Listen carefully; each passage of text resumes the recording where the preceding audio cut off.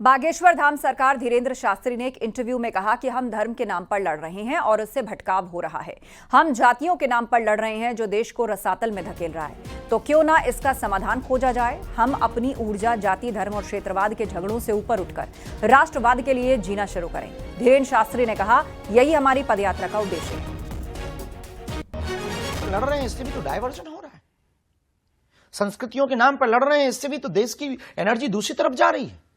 जातियों के नाम पर लड़ रहे हैं, इससे भी तो देश गर्त में जा रहा है। तो क्यों ना एक सॉल्यूशन निकाल दिया जाए, एक उपाय कर दिया जाए कि अब आप अपनी ऊर्जा को जाति, धर्म, मजहब, क्षेत्रवाद, भाषावाद की लड़ाई से ऊपर उठ करके राष्ट्रवाद के लिए जिएं। यही हमारी पदयात्रा का मोटिव है।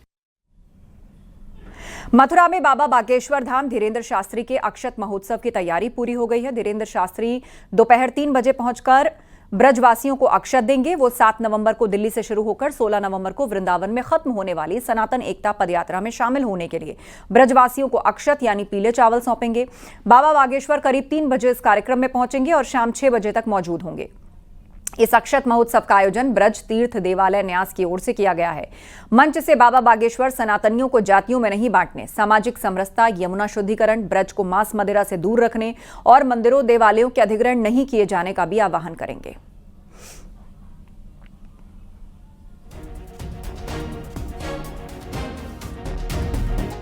सनातनियों को एकजुट करने के लिए धीरेन्द्र शास्त्री 7 नवंबर से 16 नवंबर तक बांके बिहारी पदयात्रा निकाल रहे हैं, जिसका उद्देश्य है कि जो सनातनियों को लगातार जागृत किया जाए।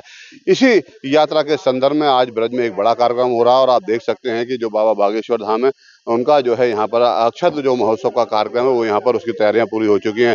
अगर हम बात करें तो करीब 80 बाई 30 की जो मंच है वो यहाँ पर सजाई गई है, बनाई गई है, जिस पर कि संत महंत धर्माचार्य रहेंगे। और साथ ही अगर हम बात करें तो मैं अपने वीडियो जर्नलिस्ट को बताऊंगा कि दिखाएं वो पीछे किस तरीके से यहाँ पर लोगों के बैठने की व्यवस्था की गई है। तो कहा जा सकता है कि एक बड़ा जो कार्यक्रम है वो यहाँ पर आयोजित हो रहा है बाबा बागेश्वर का, जिसमें कि वो यात्रा को लेकर चर्चा करेंगे, परिचर्चा करेंगे और लोगों को अक्षत देंगे, क्योंकि ब्रज भूमि की अहम भूमिका होगी। जो यात्रा है उसकी शुरुआत होगी तो अक्षत महोत्सव हो रही है, जिसमें बाबा जो लोग आएंगे उनको जो है पीले चावल देंगे और उनको निमंत्रण देंगे कि उनको उस यात्रा में शामिल होना है, जिसकी तैयारियां लगभग पूरी हो चुकी हैं।